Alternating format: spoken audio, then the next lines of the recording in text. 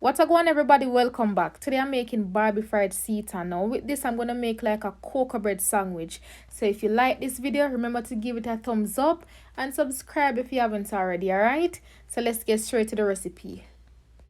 For the Seitan, I'm doing the washing flour method. Now with this you want to need a decent amount of flour. Alright, a lot of flour. Now once you're done, you want to cover it with some water and allow it to sit for at least 1 hour. About 2 hours later, it's time to wash out the flour. You want to wash this until the water is transparent. Alright, now this can take up to 15 to 20 minutes. This will also drastically reduce. So as I mentioned earlier, make sure that you need a decent amount of flour if you want a decent amount of seitan. Now right here I kind of cut the dough in half just to make it easier to wash out. As you wash the flour, massage it a bit, and this will also help to build the gluten. So for those who are not familiar, once you washed out all the starch, what will left is the gluten, and that's what's used to make the seitan. With this method, I would normally go straight ahead and boil it in a broth. But what I'm going to do is to allow this to sit and rest, allow the gluten to develop some more before I proceed. So this is few hours later, and as you can tell, the gluten is more defined. Now what I'm doing is just poking some holes because I'm going to season this before I steam it. So here I'm adding some seasonings, and I will list everything I use in the description, so make sure to check that out. Now texture wise, depending on how this is prepared, you will get a different texture. Sometimes I go straight ahead and I cook it just like this, and sometimes I boil or steam it before I proceed to cooking it any other way.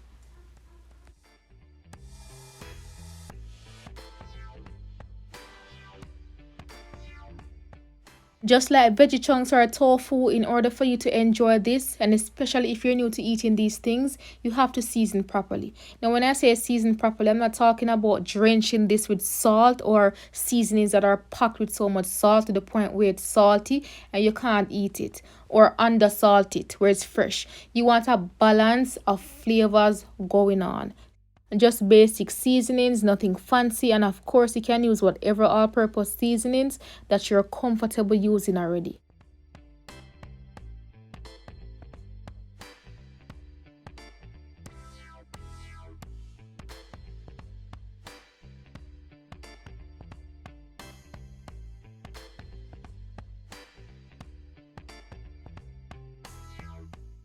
Once you've added the seasonings on both sides, massage so everything is incorporated. Now I've been seeing this technique circulating the internet and I wanted to try it, and that is to plait and then tie the seitan. And honestly, I think this works more so for if you're trying to create like shreds in this. So after you steam it, it's perfect for making stir fries. You just go ahead and shred it. So to plait this, you want to cut it in 3 parts and leave the top end intact.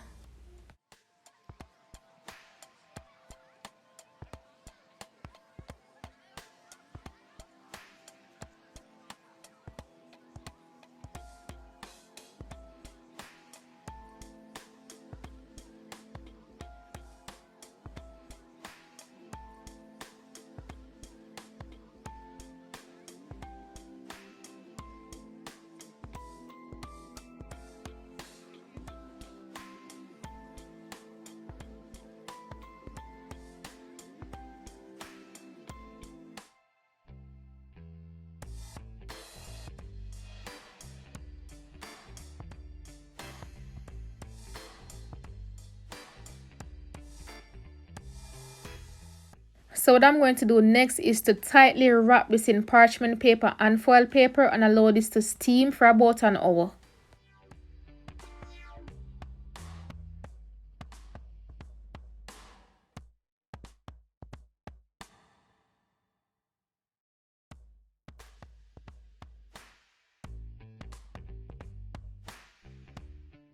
Once the seitan steam, remove it from the stove and allow it to fully cool.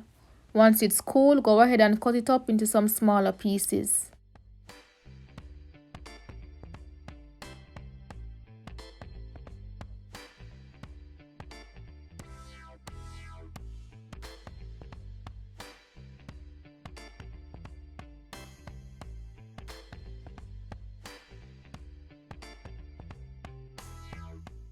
Once you're done cutting up the seitan, let's move on to the wet and the dry butter. So here I'm using spelled flour, but of course you can use a regular all-purpose flour. I also added some baking powder.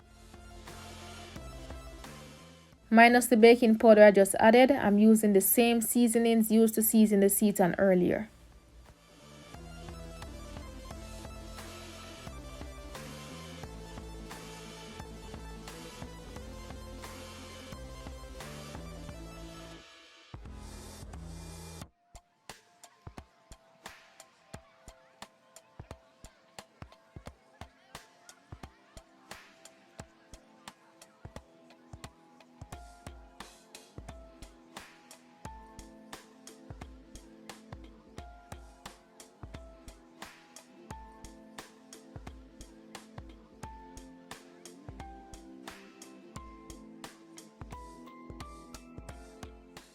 For the wet butter, I'm using this sparkling mineral water, but you can use regular water.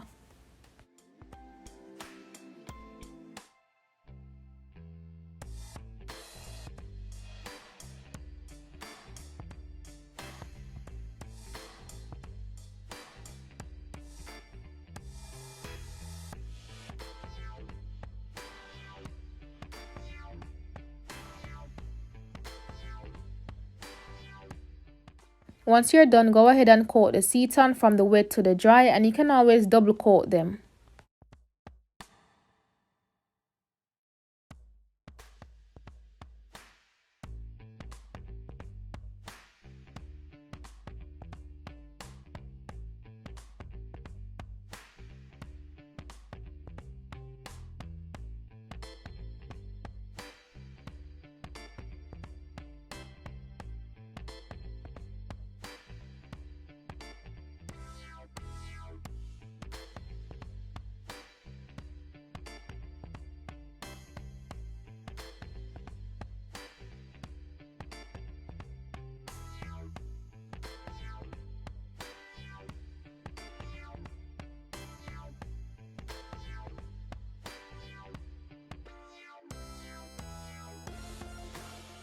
So everything is nicely coated. Let's move on to frying them. Make sure that you add a decent amount of oil to your pot. Once it's heated properly, add the seitan, and you want to fry these over a medium heat until golden brown. This should take about 3 minutes minimum on both sides. Once more, I'm using my Phantom Chef frying pot, and if you're interested in this pot and others, check out the link in my description as well as a discount code for 10% off.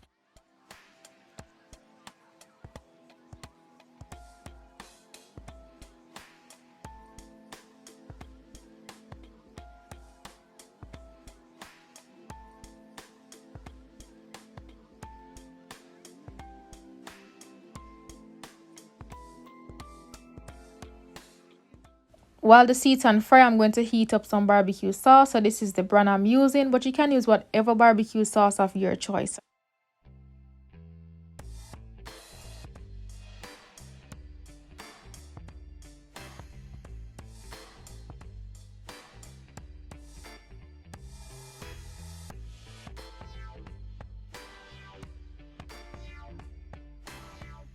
Normally, I would add my own little tweak to store-bought sauces, but this has the right amount of sweetness, tartness, and spiciness. So I'm just going to allow this to heat up as is.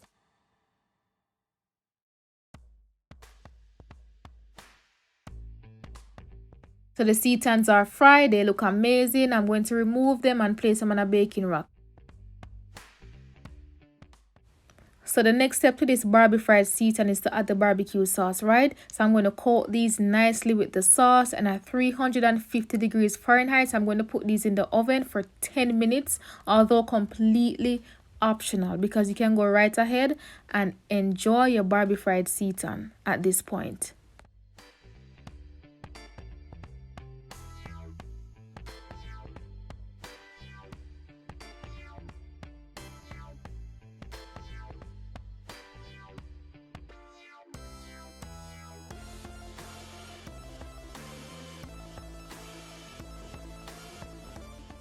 As mentioned, I'm going to put these in the oven at 350 degrees Fahrenheit for 10 minutes. That meantime, let's move on to the coleslaw. So here I have some shredded cabbage and carrot. To this I added some finely chopped onion, vegan mayo, Dijon mustard, pepper, a little bit of sugar, salt, and lemon juice.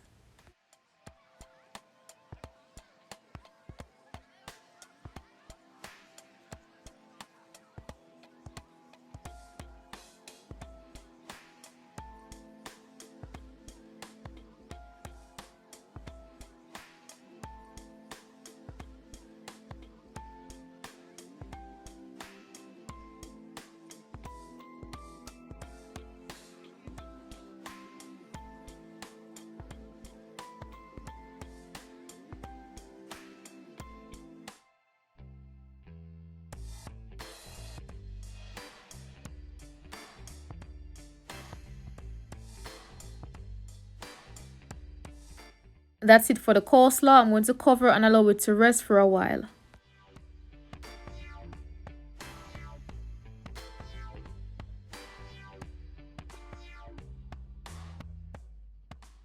Here I have some freshly baked cocoa bread. I have a recipe for this already. I will put a link for it. Now once you remove the Seitans from the oven to give it that nice sheen, go ahead and brush with some more barbecue sauce.